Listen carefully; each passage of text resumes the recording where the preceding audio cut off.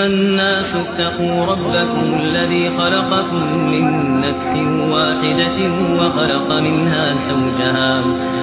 منها زوجها وبث منهما رجالا كثيرا ونساء واتقوا الله الذي تساءلون به والأرحام إن الله كان عليكم رقيبا. سورہ نساء سورت نمبر 4. شروع کرتا ہوں اللہ کے نام سے جو بڑا مہربان.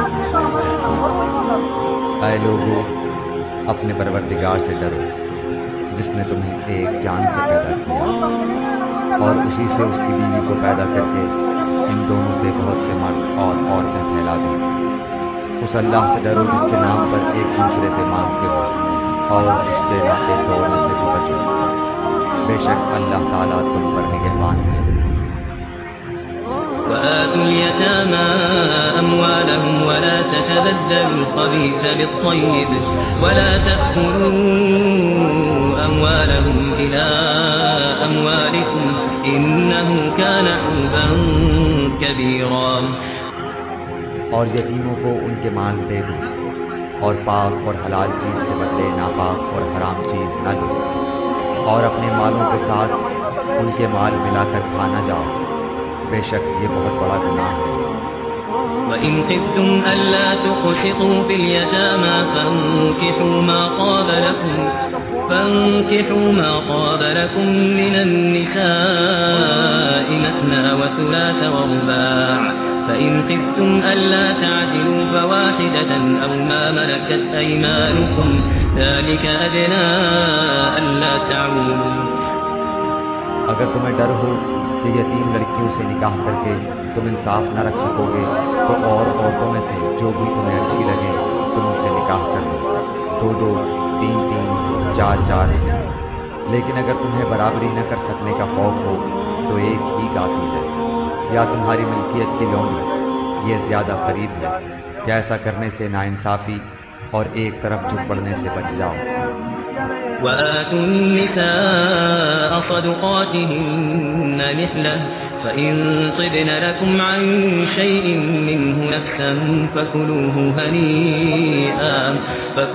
هنيئا مريئا. اور عورتوں کو ان کے مہر راضی خوشی دے دو. ہاں اگر وہ خود اپنی خوشی سے کچھ مہر چھوڑ دیں تو اسے شوق سے خوش ہو کر کھا لو. ولا تؤتوا السفهاء أموالكم التي جعل الله لكم قياما وارزقوهم فيها واكسوهم وقولوا لهم قولا معروفا. بے عقل لوگوں کو اپنا مال نہ دے دو جس مال کو اللہ تعالیٰ نے تمہاری گزران کے قائم رکھنے کا ذریعہ بنایا ہے. ہاں انہیں اس مال سے کھلاؤ پلاؤ پہناؤ اوڑھاؤ اور انہیں معقولیت سے نرم بات کہو. وابتلوا اليتامى حتى إذا بلغوا النكاح فإن آنستم منهم رشدا فادفعوا إليهم أموالهم ولا تأكلوها إسرافا وبدارا أن يكبروا ومن كان غنيا فليستعفف ومن كان فقيرا فليأكل بالمعروف فإذا دفعتم إليهم أموالهم فأشهدوا عليهم وكفى بالله حسيبا. اور یتیموں کو ان کے بالغ ہو جانے تک سدھارتے اور آزماتے رہو. پھر اگر ان میں تم ہوشیاری اور حسن تدبیر پاؤ تو انہیں ان کے مال سونپ دو اور ان کے بڑے ہو جانے کے ڈر سے ان کے مالوں کو جلدی جلدی فضول خرچیوں میں تباہ نہ کر دو. مالداروں کو چاہیے کہ ان کے مال سے بچتے رہیں. ہاں مسکین محتاج ہو تو دستور کے مطابق واجبی طور سے کھا لے. پھر جب انہیں ان کے مال سونپو تو گواہ بنا دو. دراصل حساب لینے والا اللہ تعالیٰ ہی کافی ہے. للرجال نصيب مما ترك الوالدان والأقربون وللنساء نصيب مما ترك الوالدان والأقربون مما قل منه أو كثر نصيبا مفروضا. ماں باپ اور خویش و اقارب کے ترکے میں مردوں کا حصہ بھی ہے اور عورتوں کا بھی. جو مال ماں باپ اور خویش و اقارب چھوڑ مریں خواہ وہ مال کم ہو یا زیادہ اس میں حصہ مقرر کیا ہوا ہے۔ وَإِذَا حَضَرَ الْقِسْمَةَ أُولُو الْقُرْبَى وَالْيَتَامَى وَالْمَسَاكِينُ فَارْزُقُوهُم مِّنْهُ وَقُولُوا لَهُمْ قَوْلًا مَّعْرُوفًا۔ اور جب تقسیم کے وقت قرابت دار اور یتیم اور مسکین آ جائیں تو تم اس میں سے تھوڑا بہت انہیں بھی دے دو اور ان سے نرمی سے بولو۔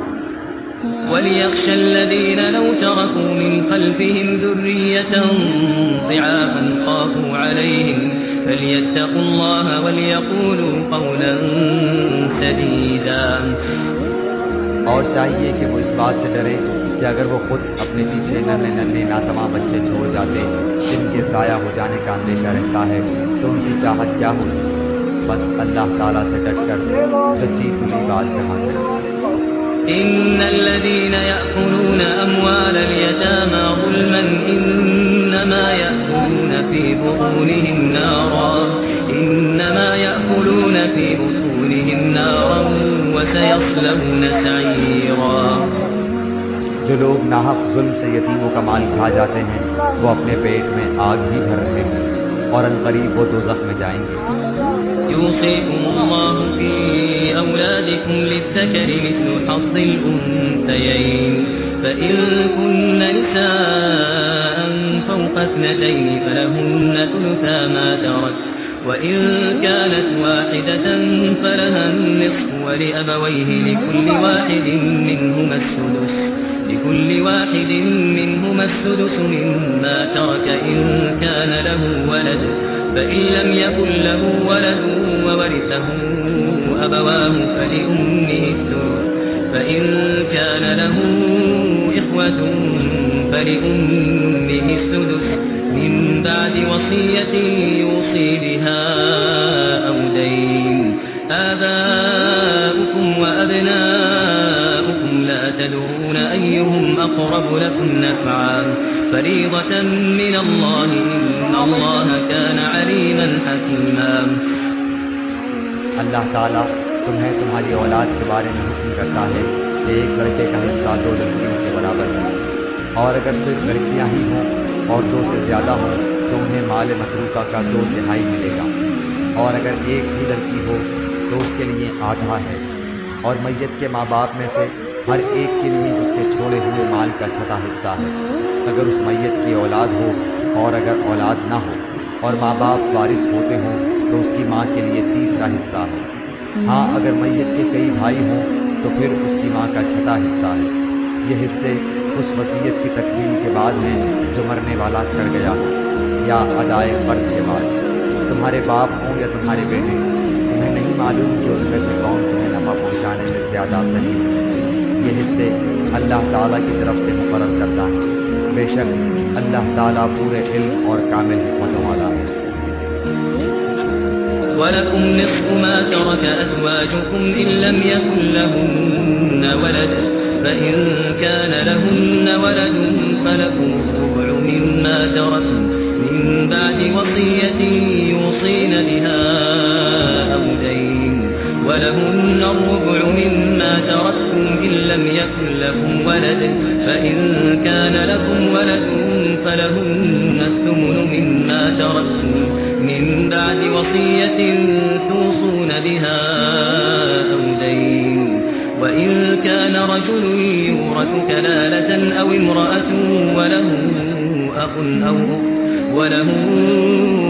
أو أخت فلكل واحد منهما السدس فإن كانوا أكثر من ذلك فهم شركاء في الثلث من بعد وصية يوصى بها أو دين غير مضار وصية من الله والله عليم حليم۔ تمہاری بیویاں جو کچھ چھوڑ مریں اور ان کی اولاد نہ ہو تو آدھوں آدھ تمہارا ہے، اور اگر ان کی اولاد ہو تو ان کے چھوڑے ہوئے مال میں سے تمہارے لیے 4تھائی حصہ ہے، اس وصیت کی ادائیگی کے بعد جو وہ کر گئی ہے، یا قرض کے بعد، اور جو ترکہ تم چھوڑ جاؤ اس میں ان کے لیے 4تھائی ہے اگر تمہاری اولاد نہ ہو، اور اگر تمہاری اولاد ہو تو پھر انہیں تمہارے ترکے کا 8واں حصہ ملے گا، اس وصیت کے بعد جو تم کر گئے ہو، اور قرض کی ادائیگی کے بعد۔ اور جن کی میراث لی جاتی ہے وہ مرد یا عورت کلالہ ہو، یعنی اس کا باپ بیٹا نہ ہو اور اس کا ایک بھائی یا ایک بہن ہو تو ان دونوں میں سے ہر ایک کا چھٹا حصہ ہے، اور اگر اس سے زیادہ ہوں تو ایک تہائی میں سب شریک ہیں، اس وصیت کے بعد جو کی جائے اور قرض کے بعد، جبکہ اوروں کا نقصان نہ کیا گیا ہو۔ یہ مقرر کیا ہوا اللہ تعالیٰ کی طرف سے ہے، اور اللہ تعالیٰ دانا ہے، بردبار۔ تلك حدود الله ومن يطع الله ورسوله يدخله جنات تجري من تحتها الأنهار خالدين فيها وذلك الفوز العظيم۔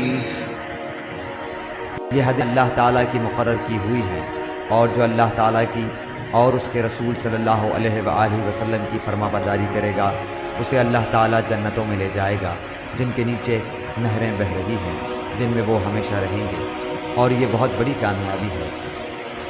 ومن يعص الله ورسوله ويتعد حدوده يدخله نارا خالدا فيها وله عذاب مهين۔